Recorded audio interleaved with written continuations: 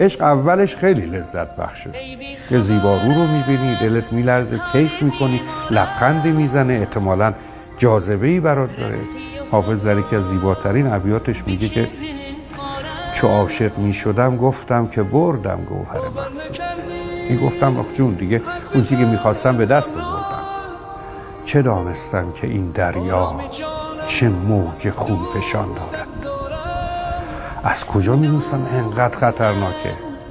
مثل قواسی که میپره تو آب میگه الان مروارید رو صید میکنم، بعد گرفتار امواج میشه و گرفتار تلاطم دریا، تازه میفهمه چه کار سختی رو شروع کرده. هر کسی تاب و توان تحمل لحظات ویرانگر عشق رو نداره.